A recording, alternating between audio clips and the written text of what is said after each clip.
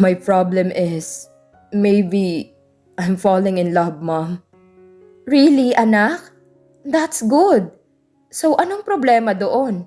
Hindi naman problema ang ma-in love. Lahat tayo nararamdaman yan. Wag lang kung may asawa siya eh. Iyon ang hindi tama.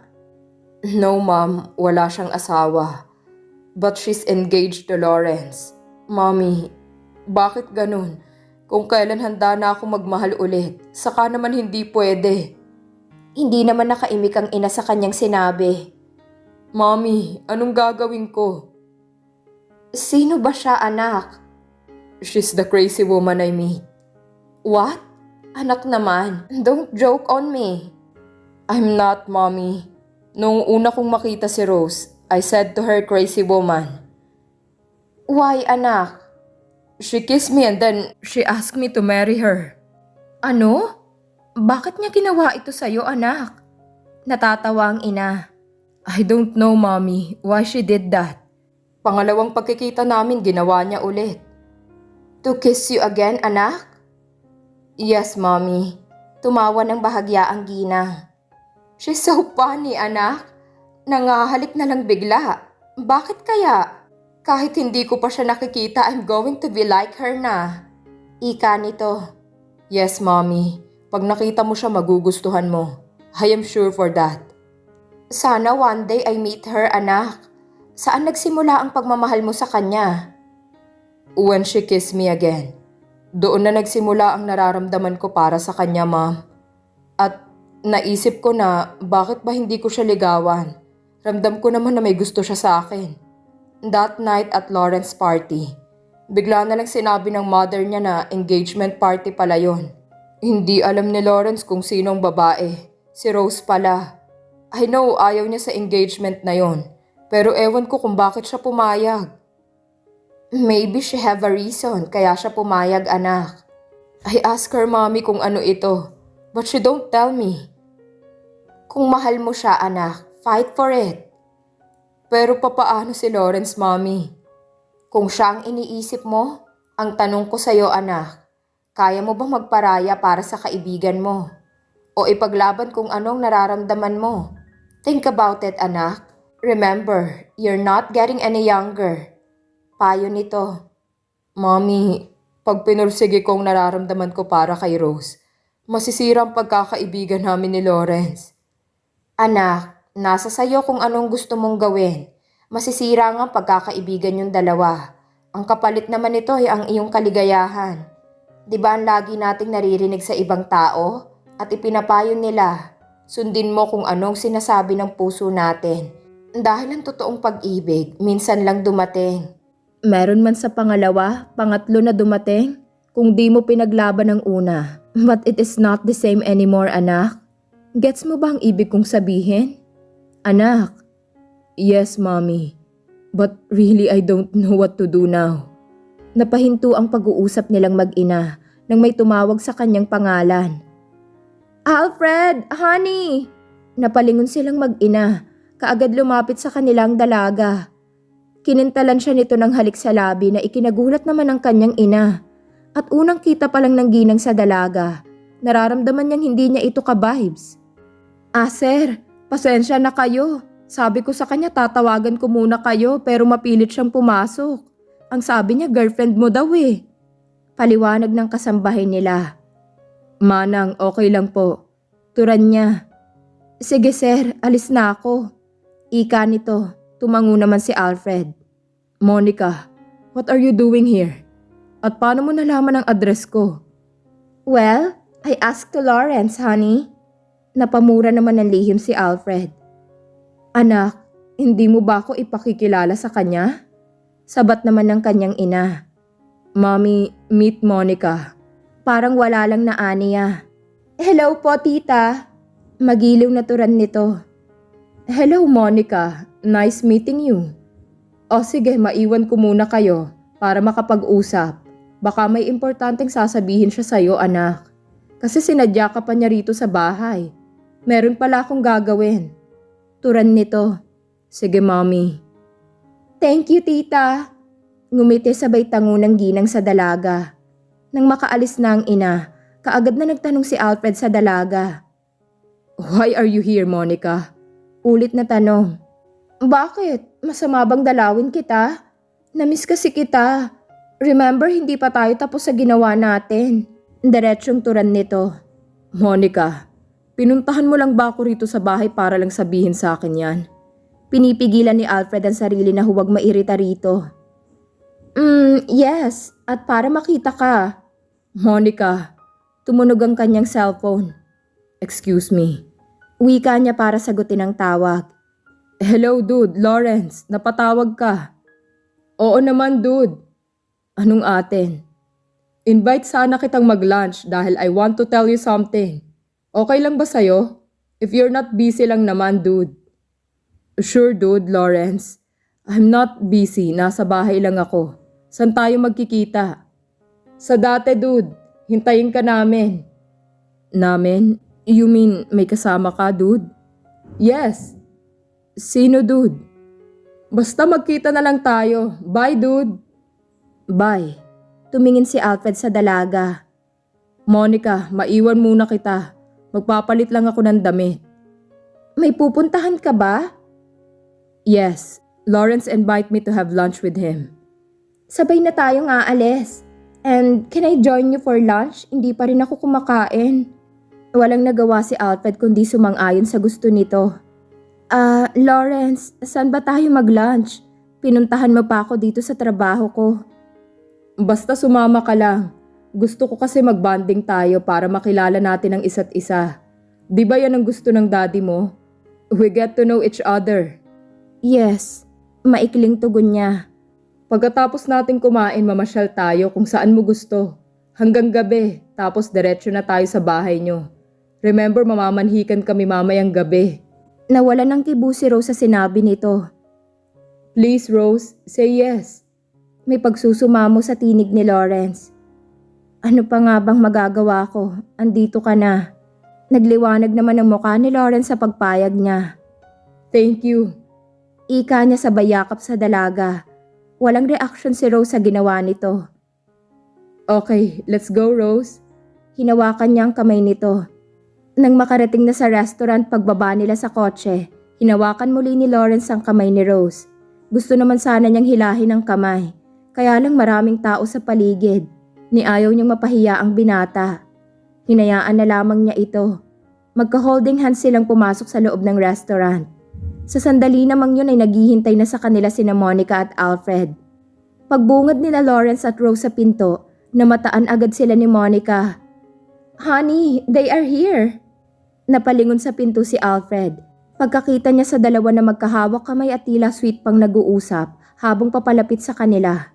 Nakadama siya ng selos. Biglang nagbagong ekspresyon ng kanyang muka. Sa nakita ang kanyang puso'y pakiramdam niya'y tinusok-tusok ng karayom. Naikuyom tuloy ni Alfred ang kamao. Damn, ito ba ang dahilan kaya niya ako inanyayahan mag-lunch? Dahil sa dalawa nakatoon ng paningin ni Alfred, nakita ni Monica ang reaksyon niya kaya bumulong ito sa kanya. Honey, relax. Your eyes. It is so angry. Baka may lumabas na apoy eh. Biglang masunog ang kaibigan mo. Nagulat siya sa sinabi ng dalaga. Ganun ba siya ka-obvious? Nang makita ni Rose kung sino ang kasama nilang mag-lunch, lumukso ka agad ang kanyang puso. Pero biglang nag-ibang nararamdaman ng masulyapan ng nakapulupot na kamay ni Monica sa braso nito. Ay, talagang daig pa ang ahas kung makapulupot. Anas niya sa sarili. Medyo naulinigan ni Lawrence ang kanyang anas. Napatanong ito. What did you said, Rose? Ha? Wala naman akong sinabi ah. Napailing na lang ang binata sa naging sagot niya. But he knows meron itong sinabi. Nang makalapit na sila sa dalawa. Dude, Alfred, pasensya na kung medyo natagalan kami ni Rose. Okay lang, dude. Kararating lang namin. Napatingin si Lawrence sa katabi nito. Binati ang dalaga. Hello, Monica. Mabuti naman at nakasama ka. Oh yes, kasi tamang-tama nang tumawag ka sa honey ko. Nasa bahay nila ako kaya niyaya na rin niya ako na mag-join sa lunch nyo. May ngiting wika nito. Hindi naman nakaprotesta si Alfred sa pagsisinungaling nito dahil ayaw niyang mapahiya ito. That's good. Pinaghila na niya ng upuan si Rose. So, mag-order muna tayo ng pagkain natin bago tayo magkwentuhan. Turan ni Lawrence. Sure. Sagot naman ni Alfred. Tinawag na nila ang waiter. Rose, what do you want to eat? Hinawakan pa niya ang kamay nito. Pasta na lang sa akin. Sagot niya. Gusto niyang tanggalin ang kamay nitong nakahawak sa kamay. Pero ayaw naman niyang mapahiya ito kina Alfred at Monica. Only pasta? Order more, Rose. No, tama na sa akin ang pasta. I'm on a diet. Diet? Come on, Rose. No need to do. You have a good figure already. Tama lang. Not thin, not fat. It is perfect. Nambola ka pa, Lawrence. But thanks anyway. Ngumiti siya. Dude, Alfred. Order na rin kayo. Nakakonsentrate si Alfred kay Rose. Pinag-aaralan niya ang bawat galaw nito. Sure, dude. Bigla niyang nasabi, kahit hindi gaanong narinig ang tinuran nito. How about you, Monica? What do you want? Si Lawrence nang nagtanong rito. I want only a salad, honey. Kay Alfred sinabi. Bakit salad, Monica? Hindi yan nakakabusog. Tanong naman ni Lawrence. I'm on a diet too. Sagot nito, sabay tingin kay Rose. Bakit pa? You are sexy naman na. Pag nag-diet ka pa para ka ng walis tingting. Ngumiti naman ng matamis muna si Monica kay Lawrence. Thin is sexy for me. Monica, hindi maganda sa babae ang masyadong payat. Sabat naman ni Alfred. Why, honey? Every time you touch me, buto na bang nahahawakan mo? Dahil sa sinabi niya na palingon sa kanya si Alfred. Paglingon niya, isang halik ang ibinigay sa kanya ng dalaga. Dahil nasa harap niya ang dalawa, he kissed her back too. Dahil gusto niyang makita ang reaksyon ni Rose. Napaiwas naman ang tingin si Rose sa kanila. Pakiramdam niya parang pinipiga ang puso niya sa halikan ng dalawa, sa mismong harapan pa niya. Tila ba gusto na niyang hilahin ang oras para matapos ng kanilang lunch dahil sobrang nasasaktan siya. She's sick. Tuloy na papikit siya. Tama na yan. Ituloy na lang niyo mamaya pag wala na kami. Awat ni Lawrence. Sumilay ang isang ngiti sa labi sa nakita niyang kaswitan ng dalawa. And he feel na wala nang hahadlang pa sa kanila ni Rose. Because he's seen it, na nakakulong na ang kaibigan kay Monica. Rose, are you okay? Tanong ni Lawrence sa kanya. Yes, I'm okay. Pero biglang sumakit ang ulo ko. Ganun ba? Wait, I buy you medicine. Para makainom ka. Wag na, Lawrence. I'm okay. Mamaya mawawala na din ito pag nakakain na ako. Baka gutom ko lang ito. Are you sure, Rose? Paninigurado nito. Yes, I'm sure, Lawrence. Napangiting pilya si Monica dahil sa nakita nito kay Rose. She knows it why kung bakit sumakit bigla ang ulo niya. She's jealous, nasabi niya sa sarili. Excuse me, total wala pa naman ang order natin. Pupunta muna ako sa comfort room. Paalam ni Rose. Okay, go ahead, Rose. Tugon naman ni Lawrence. Pagdating niya sa loob ng toilet, kaagad niyang pinakawala ng kanina pa niyang kinikimkim na emosyon. Bakit sa harapan ko pa sila maghahalikan? Bakit ako hindi ko magawa kay Lawrence? Natigil siya sa pagsasalita nang dumating si Monica na sumunod pala sa kanya. Well, I know why you are here, Rose. Wika nito na nakangiti ng nakakaloko. Anong alam mo? You are so jealous on me. I've seen it. And I know it. Kung bakit? Dahil may gusto ka kay Alfred, di ba? You are wrong. Really? I am a woman too. I can sense of it. Ang payo ko lang sa'yo, huwag mo nang pahirapan pa ang sarili mo. Turuan mo yung puso mo na mahalin si Lawrence. After all, he's a good man. Sino ka para sabihin yan sa akin? Sa hindi ko siya magawang mahalin dahil may mahal na akong iba. Diretso niyang saad dahil na rin sa inis rito. I know you're in love to Congressman. Am I right? If I say yes, anong gagawin mo, Monica? Well, gaya ng sinabi ko sa'yo dati, no one can take Alfred from me. I will kill you if you take him away from me. Banta nito. Wow, sobra ka naman magmahal, Monica. Dahil kaya mo pang pumatay. Yes, my dear. Kaya ko. Kapag lumihis ka sa daan ko. Kung ako sa'yo, matakot ka. This is a warning. Talaga lang ha? Hindi ako takot sa'yo, Monica. Dapat ikaw ang matakot sa akin. You know why? Dahil kaya ko siyang makuha. Dahil hindi ka niya mahal at alam mo kung sino ang mahal niya. You are right. Tumpak na tumpak, my dear. Dahil kung gusto ko, kaya ko pang kumawala kay Lawrence. And I can take Alfred with me. Kaya don't dare with me. At wag mo akong takutin dahil hindi ako takot sa'yo. Turan ni Rose, sabay labas na niya sa toilet. Naiwan ng nanggagalaiti sa galit si Monica. Damn you! Well, let's see, Rose. Lumabas na rin siya sa toilet. Nang makabalik na si Rose sa kanilang lamesa, tamang-tama naman na dumating ang kanilang order. Sorry, Lawrence, kung natagalan ako. It's okay, Rose. Tama lang ang pagdating mo. Our food is just arrived. Let's eat now. Oh, wala pa pala si Monica. Ika nito. I'm here. Sabat nito na kararating lang. Okay, let's eat. Habang mainit pa ang pagkain natin. Anyaya ni Lawrence. Habang kumakain sila, nagtanong naman si Lawrence kay Alfred. Dude, Alfred, di ba your birthday is coming this week? Yes. How about kung i-celebrate natin sa isang resort, dude? Yung tayo lang, it's my treat. Regalo ko sa'yo para naman makapag-relax ka. Hindi na lang puro trabaho sa Congress at sa mamamayan ang iyong ginagawa. What do you think, dude? I'm agree with you, Lawrence. Sabat ni Monica. Honey, pumayag ka na. Kumbinsin nito. Well, ikaw ang bahala, dude.